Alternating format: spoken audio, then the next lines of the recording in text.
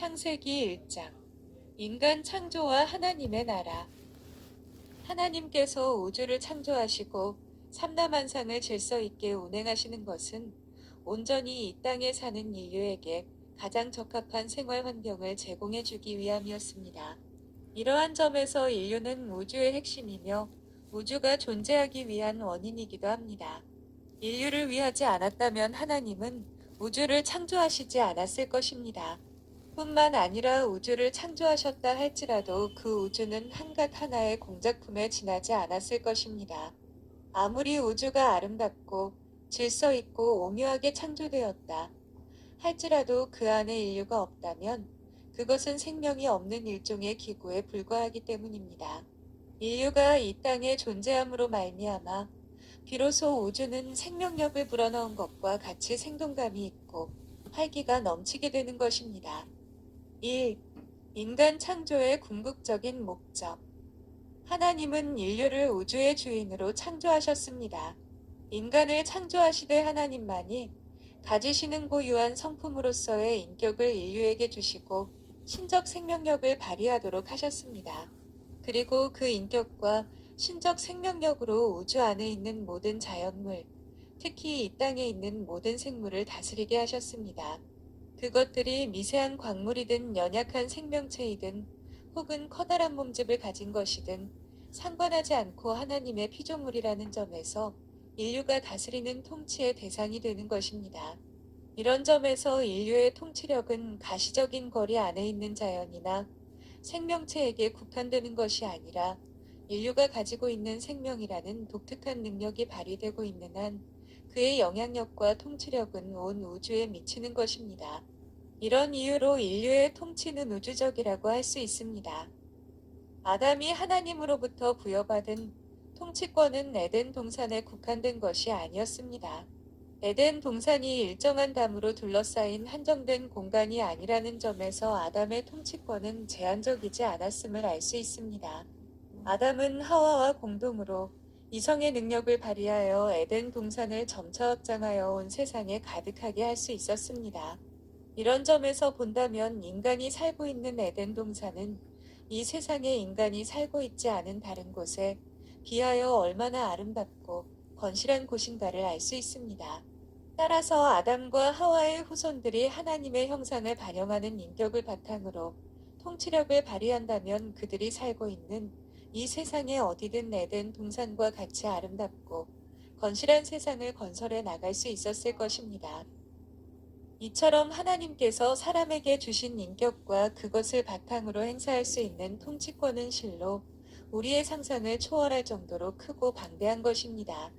그리고 이러한 통치는 어디까지나 하나님의 통치를 대신한다는 점에서 그리고 인간의 통치로 말미암아 세워지는 문화의 고도성과 아름다움이 에덴 동산에서 그 자태를 분명하게 드러내고 있음을 감안한다면 실로 원상의 세계에서 하나님께서 친히 다스리시는 나라의 아름다움이라는 것은 그 극치를 이루고 있음이 분명합니다.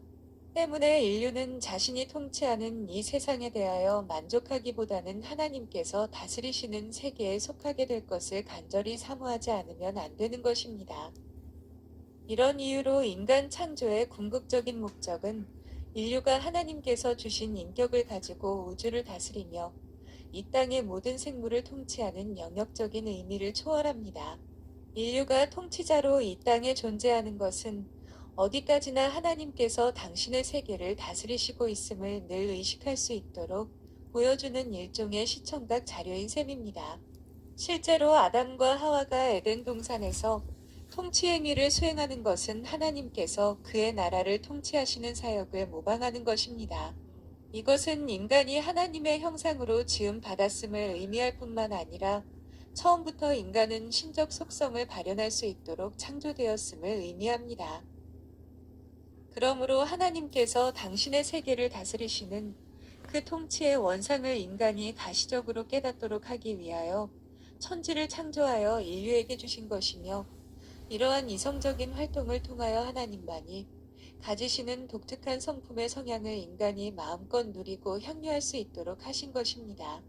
이러한 과정을 통하여 인류는 자신이 이 세상의 피조물과는 달리 근본적으로 하나님과 같은 신적 존재임을 늘 확인할 뿐만 아니라 궁극적으로는 하나님의 세계에 직접 참여하는 영광을 바라보도록 하셨습니다. 2. 인간 존재의 궁극적인 목적. 인류는 이 땅에서 이성을 발휘하며 여타의 피조물을 다스리는 작업을 통하여 이 세상을 하나님께서 통치하시는 세계와 같이 발전시킴으로써 원상의 세계 곧 하나님께서 친히 다스리시는 세계를 소망하여야 합니다.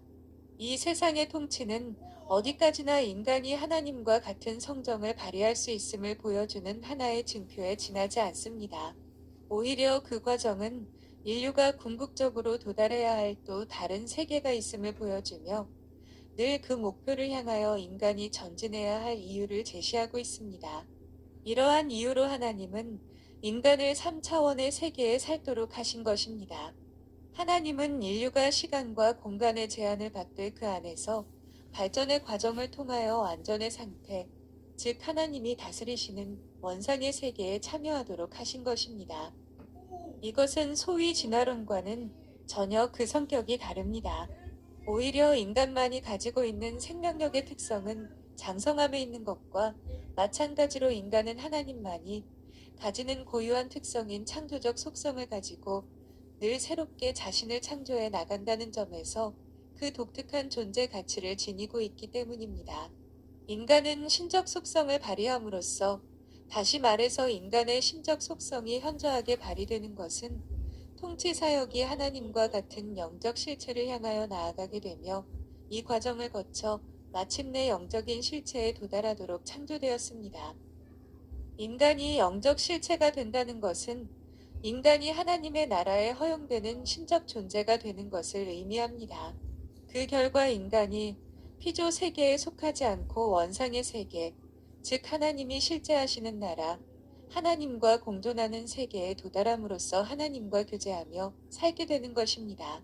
그것이 인간을 창조하신 하나님의 궁극적인 목적입니다.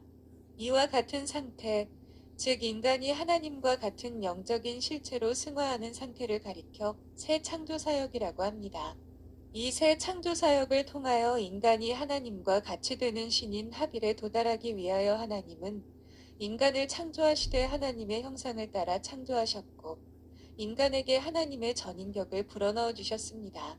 이런 점에서 인간이 가지고 있는 하나님의 형상은 장차 인간이 하나님과 같이 되기 위한 시라고 보아야 할 것입니다. 인간이 하나님께서 직접 다스리시는 새 하늘과 새 땅에 들어간다는 사상은 이미 오래전부터 성경이 계시하고 있는 중요한 사상입니다. 이러한 사상이 구체적으로 나타나는 사건들은 아브라함 언약을 근거하여 애굽에서 가나안 땅을 사모하는 이스라엘의 출애굽 사건에서, 그리고 바벨론의 포로로 잡혀간 이스라엘의 남은 자들이 다시 약속의 땅으로 돌아가기를 고대하는 제2의 출애굽 사건에서 현저하게 나타납니다. 그들에게 있어서 약속의 땅은 나는 너희의 하나님이 되고 너희는 나의 백성이 되리라고 약속하신 언약의 결정체일 뿐만 아니라 궁극적으로는 이 세상이 아닌 하나님의 세계를 사모하는 신앙의 결정체였던 것입니다.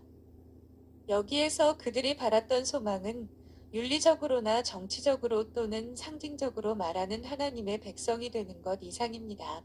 그들에게 있어서 약속의 땅 가나안 땅에 들어간다는 것은 그것만으로 끝나는 것이 아니라 하나님의 얼굴을 직접 대면하고 하나님과 같이 생각하고 하나님과 같이 성정을 발현하는 신성을 가진 새 인간으로서 이 세상과 같은 피조된 세계가 아닌 하나님께서 존재하시고 통치하시는 원상의 세계에 들어갈 것을 의미하는 것이었습니다.